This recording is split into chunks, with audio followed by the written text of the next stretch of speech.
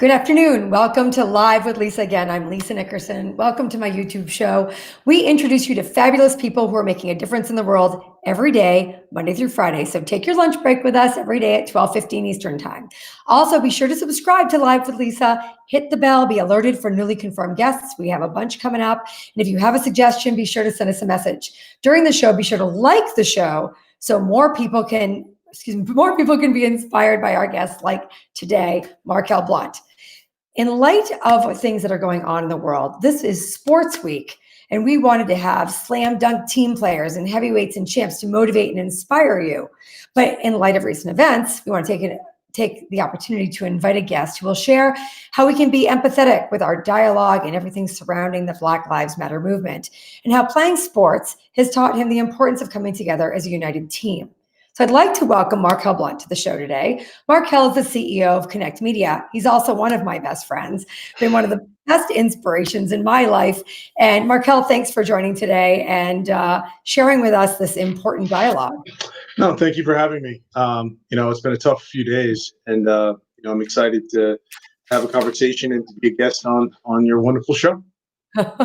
So this happened. We actually have the sportscaster Mike Riley was set for today, and he has graciously said that he'll be here with us tomorrow, because when I heard you on Facebook this morning, you had posted the preamble of the Constitution, and you had a video talking about where we are as a country. Do you want to share with us what that was about? Sure. We've had a lot of conflict, and I think there's a hard understanding, or there's a lack of understanding of what's taking place, in America today. And my question really was built around, our name, right? The United States of America. And so I started to figure out I started to ask myself the question, what feels united about the state of affairs, about our country? And when was the last time, we felt united? And I said, in my mind, I thought about September 11th. Everyone came together for a period of time during that time. So, now, this is something that, when we look at when you mentioned empathy and understanding of what's happening and the questions of the rioting and the looting and things of that nature, it's very negative. But, we have to take a step back and figure out, what does it truly mean to be American? And when you start looking at, and I posted the preamble because I wanted to remind everyone the words in there and how important those words are. But at the same time, they were also built on hypocrisy. And because of that, that created, scars. It created, a disenfranchised group of people in our country. And so it's really hard.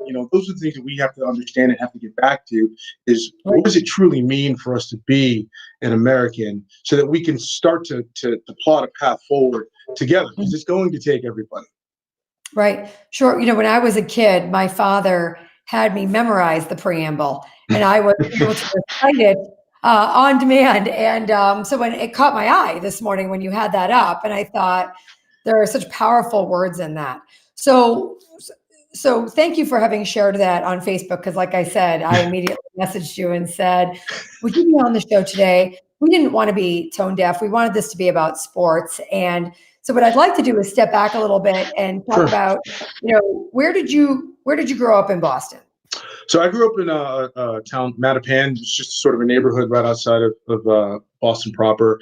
And I was fortunate enough to, I think, started from the third grade on to go to school in the METCO program. And so I was attended the Could you explain what the METCO program is, Markell? Sure. It was a program that was put in place to provide a better education opportunities for African American men and women, or children, to have a much better education, and while at the same time allowed these sort of suburban schools that were predominantly Caucasian or white to also partake in some diversity. And so that was sort of the launch of that program. It's been around for a long time. I started doing that in the third grade through high school. And what did that mean, and to go to school? Because you went to school in Lincoln Sudbury school system, and which is a Metro West, affluent Metro West, two towns and the school system. What did that mean for you in third grade to go to school out in Metro West when you lived in Mattapan? Well, it's interesting. When you go that young, you don't just sort of, okay, this is my new normal. Now I'm all of a sudden spending an hour on a bus every morning to go to school. And so, I thought that, for me, it created an opportunity to engage with people that didn't look like me at a young Mhm. age. And I think that, a lot of times in, what we see across the board and the lack of understanding, it's just a lack of what they're familiar with or unfamiliar with. And so for Right. me, it sort of taught me how to appreciate and be around and communicate, with folks of a different color or a different race. And starting at a young age, I was open to it. I really have to give my parents a lot of credit. They were from the segregated South and met in Boston, and that's where I was born and raised. Mm. So for me, they never passed on, any of the sort of animosity or negativity that they experienced, which was just amazing. And they made huge sacrifices to send me to school out there. So a lot of, anything that I've ever been able to become is just really truly owed to my parents and, their lack of sort of, or their understanding that to move forward in this world, we can't live in negativity. We can't live in the past, although we can learn from the past. And so that's, my experience of going to school, and it was the Sudbury public school system, and then high school become Lincoln and Sudbury, just to make that clarity. Oh yeah. But that again, that created an awesome benefit for me, in stages of my life, that we can talk about, but that I didn't realize was happening at the time. Right. But most of the children you went to school with were Caucasian, Correct. right? Correct. Exactly. So, it's funny, gentleman, I'll have to call him out. Pete Gracie was the first gentleman that I became friends with on the Okay. What seesaw. was that? I didn't understand Sorry, that. his name Pete Gracie. He's a good friend of mine, local business owner up in Boston, and he was the first person I met at recess, my first day of school in Sudbury, and I asked him if he wanted to ride the seesaw. So that's how our relationship came to bear. But but yes, correct. Most of the students in that school system are predominantly white. But you also joined the sports teams, which of course made a much longer day for you because you had the bus ride in the morning and then practice after school and then the bus ride back out. But you became quite the athlete for Lincoln Square. well, And so I'll tell you this. So before that, there's some struggles before that. So elementary and middle school. It's funny. I automatically became I went from an A student to a C student overnight. It was just different. It was harder, and it was really difficult because for a long time I felt you know um, inadequate. Like I didn't understand. The teacher's asking for answers to a question, and I'm the only one in here who doesn't know what they're talking about. So I had to spend 5 or 6 years going to summer school every year, which was not fun. And to be able to get caught up. And so when I reached right, high school, I was able to participate in organized sports. They had a late bus program that we shared with Wayland school program, and so that was an amazing experience for me and an opportunity. But you're right; it was a long day. I was on the bus at 6:20, and started school and not home until about 6:30, 7 o'clock at night, right, playing football and lacrosse for the high school. sure. But through that, then you went to Boston College. Yeah, Also, as much as we love our alma mater, especially 20 years ago, not the most diverse college to choose. So another choice where you're in a position where it is predominantly white students, right. not super diverse. Yeah, They've certainly gotten better. They've gotten a lot better, but again, and you played football for BC, which offered you a lot of opportunity also. right. But and pulling it to team too, Hmm. one of the things that you've talked about is that when you're on a team, it's not about race and it's not about where you came from, what you did as much. But what was your experience there? Yeah, I always call sports the great equalizer, and it's a meritocracy. So you play if you're good, and that's an added benefit, and it teaches you discipline and focus and a lot of hard work. And so when you work in those environments together with someone very similar to maybe if you're in the military with somebody of a different race or in that regard, it's a brotherhood. There's a bonding experience that's hard now, but that doesn't mean that if when you leave the field, that Mm-hmm. there aren't differences in situations. If you were, it's an interesting concept. If you look in the lunchroom and saw who used to sit with each other. Mhm. When you break bread, so people tend to do what they're comfortable with in some of those environments. So on the field, absolutely, again, team. This is what it's about. We're in this for a common goal. We're all working hard together and supporting each other. And we have to remember that. But off the field, we have to still remember those lessons that are important to have. Because sports, again, as I mentioned, it's a great equalizer, but it's really you have to be careful that when you're done playing or when the sport's over, that we continue to have that bond and that brotherhood. Right. Of course, we met through our work in commercial real estate, and again, another not very highly diverse industry. Um, and so you are consistently in this situation where you know it's not you're experiencing again being the minority in a Yeah, large place, right? More so than you could even be. And so experiencing that again as a professional. yeah, it's par for the course, right? It's just part of life. The opportunities that I've had allowed me to function in an environment that was predominantly Caucasian, and so I didn't feel, I felt very comfortable, and I mean, it Mhm. gave me the opportunity to feel very comfortable and to thrive in that environment, regardless, right? And not everyone gets that. It took me probably till I was about 30 years old, not to date myself, but when I was 30, to realize that I was privileged to have that opportunity. And I would Mhm. consider myself a privileged individual because most African American, boys and girls who lived in the city of Boston did not have those opportunities. And that Right. allows me to function. It allowed me to function as an athlete at Boston College, where I have teammates who were homesick, who were living or from the inner city and certain cities around our country that felt out of place, being in Chestnut Hill, Massachusetts. So, Right. so I was always able to help in that situation. I was always able to help talk to their parents when they were on recruiting trips and to try to make them feel comfortable about the environment that we were in, especially again as a team. And so, moving into the working world was easy for me to have that. But at the same time, again, privilege, right? I had a bridge, I had connections, I had I played football at Boston College, and Mhm. that would open doors for me. A lot of my friends, they have. Their parents were business owners or executives that I could reach out and talk to or make connections with.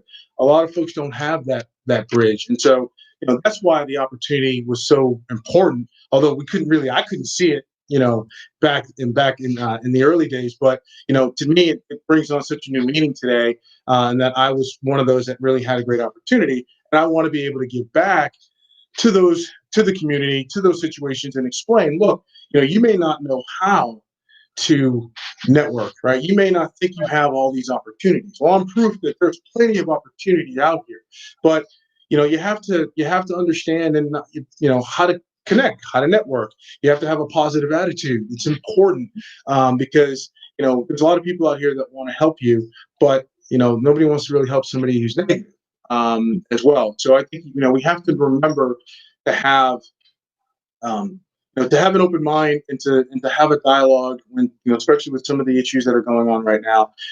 Sure. They're really important to have, but we can't forget. We can't forget that this is we're all in this together. We really are, and that's how we're going to be able to plot a path forward.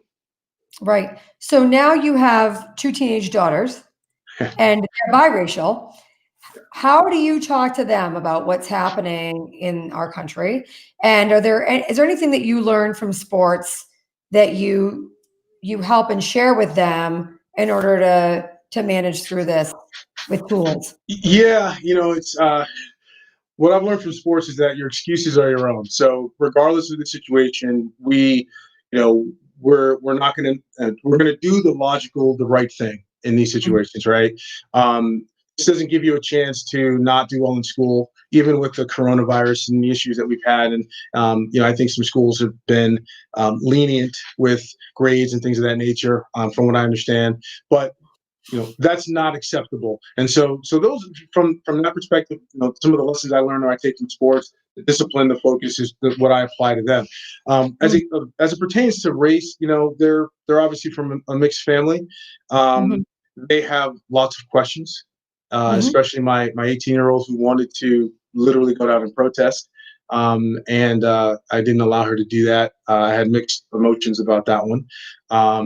But she's pretty perceptive of what's going on, and she has her opinions, Mm-hmm. and strong opinions, which I'm really proud of. And so we have good conversations about this. But I always try to teach her to understand history, and not so that we dwell in the past and dwell with in a lot of the negativity, but that we can understand it, acknowledge it, and use it to be able to move forward, and have these sort of hard conversations. Right? I teach them that we have to make the uncomfortable comfortable.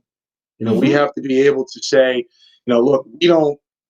You may not be able to understand what some people have gone through, but hey, we have to have this conversation. At the same time, we also can't get defensive on, we talk politically correct and what's the right thing to say. We just have to be able to talk and say, Right. okay, if you're really truly trying to understand another perspective, then Mm-hmm. let's have that conversation. And that's just so important to be able to do that. And so that's what I'm trying to teach them is that, hey, I want you to have your voice.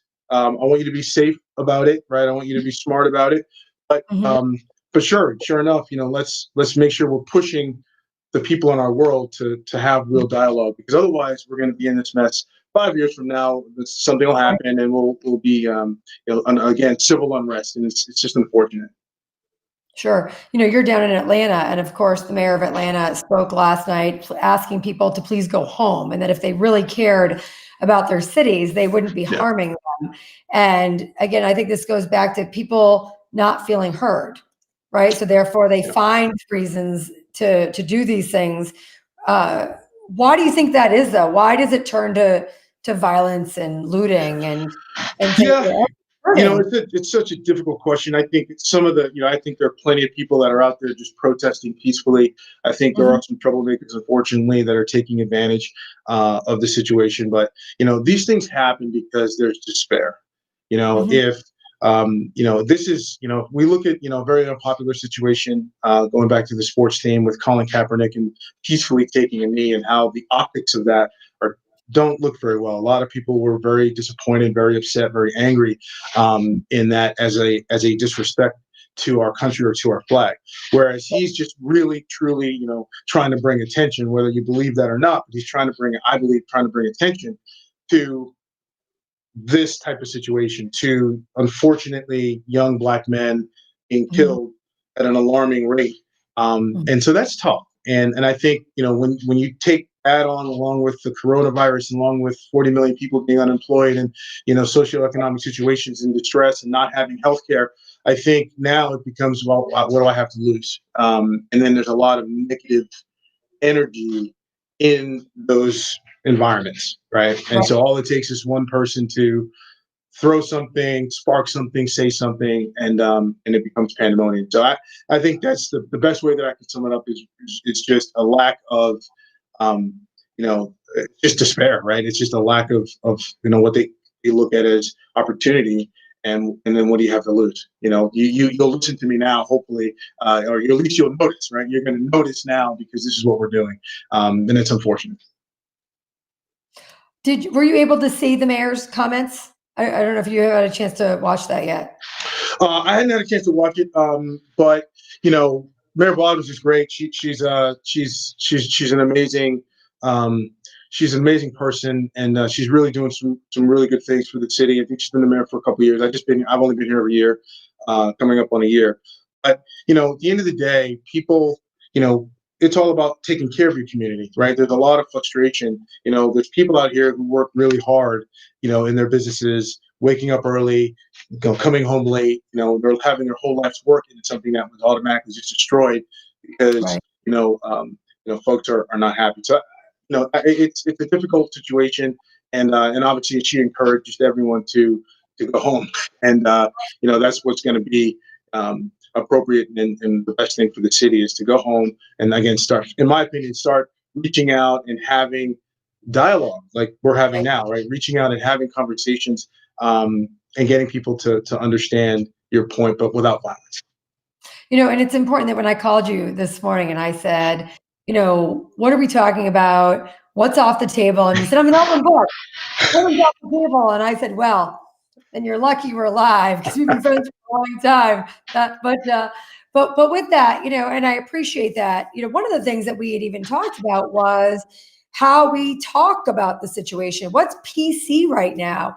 Are you Black? Are you African American? Am I white? Am I Caucasian? Yeah. Am I short? Am I, like what? White? Yes, I'm short. I was Italian until I took Ancestry.com, and apparently I'm not. My mom had to me, but anyway. I would say, yeah. I agree with you. I think, it's a difficult question. I was just talking to somebody about this the other day that, we need to, I think I was actually talking to my daughter last night. We need to take a step back and, let's not get so emotionally charged with, am I Black? Am I African American? When somebody who's Caucasian asks about the N word and they say, is it okay? How is it not okay for, somebody else to use it, but you can use it? Like, there's a lot of, just a lot of anger and resentment sort of built up in some of this. But I believe, again, to be able to move forward, if somebody's like naturally curious about how do we able to do this? How do we understand our culture? How do you understand? How can we come together? That to me is that's not politically correct. I don't. So whether you say it's Black, whether you say white, Black, African American, Caucasian, I think we use these words. I like, as I mentioned, I'll say both in the same conversation, Right. trying to figure out what's the right thing to say. And I think ultimately we shouldn't be worried about that as much as let's really just make the uncomfortable comfortable. Let's talk about it and not be so charged emotionally on both sides, because this is really the only way to understand each other and be able to move forward. Right. So when your daughter said to you that she wanted to go down to the protest, is this the one that was in Boston last night? Yeah, I think there was she had mentioned before I knew where exactly it was. She lives up in yeah. She wanted to, I think she had friends that were going, high school friends, and they are we didn't want her to do that. Right. I saw some unfortunate videos, and I've seen the police, and there's just, again, it's really emotionally charged, and I didn't want her to get hurt, and I thought, for her, let's try to use your voice in a different way, right? Maybe you make a post or make a video. Maybe you have a conversation, or you do something. Maybe you grab your friends and do some sort of silent protest in your own way. I just didn't want her down in with the masses, based on what I've been seeing the last few days. So that was really hard, because I'm like, I felt like I was sort of censoring her a little bit. She's 18 and certainly has the right to be able to go do this. But we all agreed that there's other ways right now. Yeah. Well, that's good. I did have a friend's daughter who did go down, and it got dangerous. They left. Left. And so I'm glad that your daughter was safe, and I hope and sure she will find her voice in other positive ways. Thinking back to sports, you asked that our guest today consider Team Impact and the support that Team Impact is giving. Why did you choose Team Impact? I chose Team Impact. They're a wonderful organization, and they're sports related, and so they're taking unfortunate situations where children who have terminal diseases, and they're matching them up with sports teams, collegiate sports teams. And that gives them such a sense of belonging. They have a whole draft, and they bring them in, and they bring them out in front of the crowds. And so I'm looking forward obviously for sports, so we can have them back out there participating. But it really gives them a sense of belonging when they're going through some of the toughest times of their lives. And so that message there is really kind of a cross between the Boys and Girls Club and the Make-A-Wish Foundation. And I just thought it was just an amazing organization, and the leaders of that organization I know very well and have big hearts. So that's why I chose Team Impact. Well, thank you for that.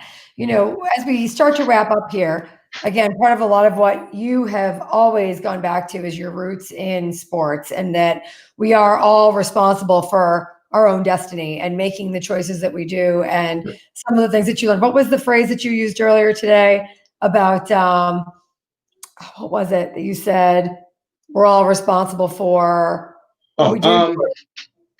I think, We're responsible for ourselves. Look, at the end of the day, we're responsible for being able to move forward. And if I were to as we wrap this up, if I were to ask everyone to truly understand, there's a term out there that means a lot to a lot of people. I call it American exceptionalism. And it's our country, we've been able to do some great things. But I asked them to remember that there's also some dark history there. And once we acknowledge that, not to dwell in it, but once we acknowledge that and we understand why some things are the way they are today, we'll be able to move forward. And I said, and that's for me, the biggest message, or the biggest, I guess, question that I want answered is, what does it feel like for everyone to be a true American? And are we living up to our ideals? And I look around and I probably don't feel good about that right now. But I will say that if there is a country that can do it, if there is a people that can do it, that have grit, that have focus, that have determination, it is the United States of America. And we just have to kind of come together and rally, just like we rallied after September 11th, just like we rallied for support in World War I, World War II. We have to get back to those fundamentals of being a real American, while acknowledging that we made some mistakes along the way, but let's push forward. So that's my big message for this. When I talk to young women that are in industries such as commercial real estate, where we are the minority, I often say to them, well, we're also the memorable, right? We're the people that people meet and remember because we don't look like everybody else, and we're not dressed in, a white shirt and a blue jacket. And, I always try to find the way to be the exception that is exceptional, right? Is there any time or anything that people are watching right now and maybe they're not feeling as positive? Maybe they are feeling a little beat up in this situation. It could be for any reason, right? What would you say has been an advantage for you? Mindset. It's a mindset thing. I purposely train and work out, not because I'm playing a sport anymore, but I do this so that I can be mentally ready for hard things. And when I put myself through hard things on a consistent basis, it makes handling coronavirus and being stuck in the house easier, right? You just keep it moving, to be able to focus and not complain and maybe not watch Netflix all day and fall into the despair, right? I think this is the time to rally. And if that's not who you are, but you want to be, you can do that. You can find the people that inspire you. You can read the books, that you and I have talked about, of the people that inspire us. So if there's anything for me, I think people need to make a decision and be personally responsible for themselves and their actions, regardless. Realize that there's tremendous opportunity out there for everyone, okay? But you might not know how to attain it. And so ask how. And I think those are the lessons for me that will allow folks to be better, to do better, to get going, and live the life that they truly want to live. But it won't be easy, and anything good sort of isn't, right? I mean, that's kind of you kind of have to work for it. So, that would be my message. I think it goes back to, that no excuses. That's what it was you said. There's no excuses. And there's a story from BC football, Boston College football, and Coach Coughlin, I believe it was Coach Coughlin, about missing a practice because it was snowing out. Oh my goodness. That's one of my... told my kids and people at my office this story. And I'd love for you to share that story because that had to be a hell of a lesson.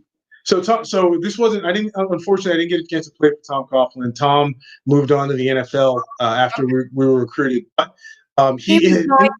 was just a few years ahead of you. Yeah, no. He was there when you were there. He instituted the Dawn Patrol, which meant an automatic 3 days of working out at 6 a.m. on top of the other obligations that you have for working out. And that's all before class, right? And so one of my teammates was we had gone to a bowl game, which was in Hawaii, which was a great opportunity there. And we had about 3 weeks off before we had to come back to school. And on the first day back, we had a team meeting at 7 a.m. that everyone had to be present for. And one of my teammates was not, unfortunately, his flight was canceled. He was living in Texas, and his flight was canceled. So he was calling everybody, thinking he was doing the right thing. He was calling everybody, leaving messages saying, "My flight was canceled. I don't know. I won't make the 7 a.m. meeting. I'm on the first flight." Then when he gets there the next morning, his name is on the list for gun patrol. He couldn't understand why, and so he was asking and pleading with the coaches to, why was he on the list when he couldn't control the flight? And the biggest lesson from this that I learned while I was 18 years old was that they don't really care about your excuses. The coach said, "Listen," he goes, we understand, but you could have been here on Thursday.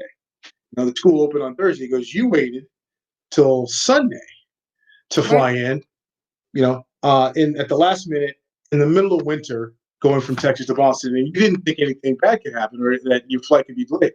So you're still responsible for the fact that you missed it, right? You're still responsible for you weren't here. So there is a consequence for that, right, wrong, or indifferent, but that's the situation. So those are the lessons that sports taught us, is that nobody cares about your excuses when you get into the real world.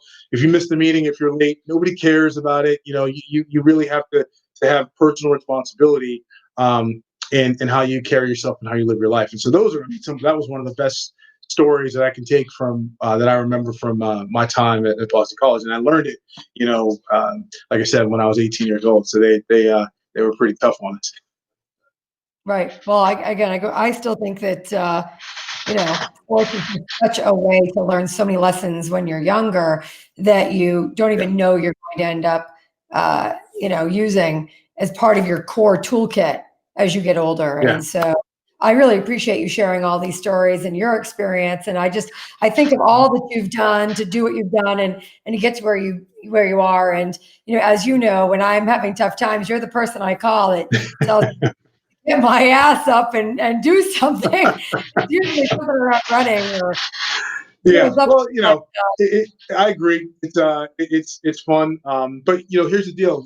I look to you for a lot of things as well, and you have to me are the example of entrepreneurship and hard work and hustle that I point quite a bit when I speak on this subject for a lot of my peers and my friends.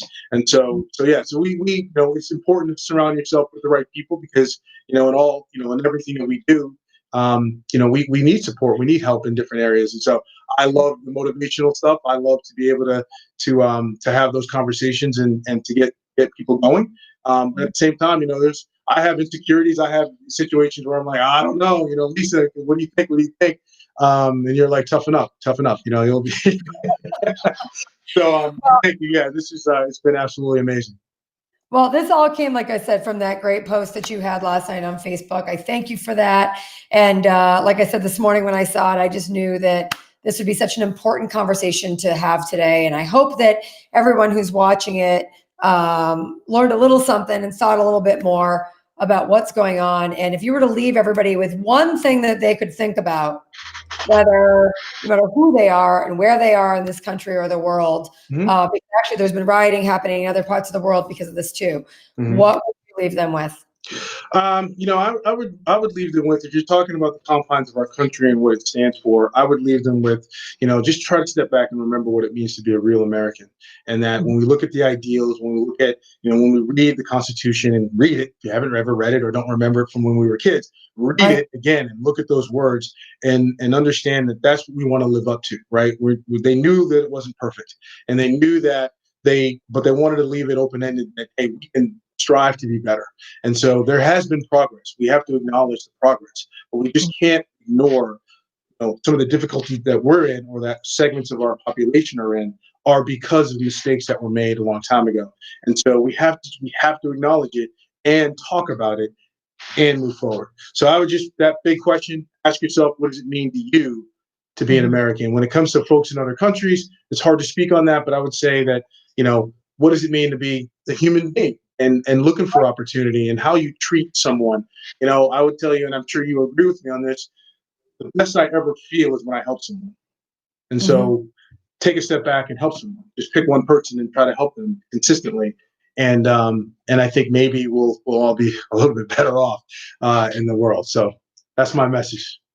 Thank you. Thank you again for being on today. And everybody who is watching today, thank you for being here. And as always, I ask that you like this. If this meant something to you and you learned something from this, please like today's show, share it with your friends, share it with your kids. And there's so much that we can think about and learn from, and so much inspiration and motivation around us. Let's be sure to focus on the good things. With that, of course, I have to say too, I've been very focused on the businesses and the small businesses and the women businesses and the entrepreneurs who are out there. And that's another whole part of this show. And with that, it's been my commitment to put my money where my mouth is, with the hashtag put your money where, WEAR, your mouth is. Have you thought about where you've bought your clothes, your jewelry, your accessories, and thought, is there an entrepreneur that I can help support? Is there a local shop? Is there a local designer? Is there a local jewelry maker? Somebody who I can buy my things that I'm going to buy anyway, right? That I can buy from them. Today, actually, this jacket is from Peach. And I have a stylist, her name is Marie Lescalit, and I'm so thrilled to be able to buy clothes from her and support her entrepreneurial business and other stores and places around me. So please follow our social media at Live with Lisa Show. And every day I'll be posting the different clothes and jewelry and things that I'm wearing that will help support a local or maybe even national entrepreneur, but somebody who would really appreciate your support too. So follow our social media. If you have suggestions for other people that I should be showcasing, please let me know. Thanks so much. We'll see you again tomorrow. And be sure to subscribe. Thank you.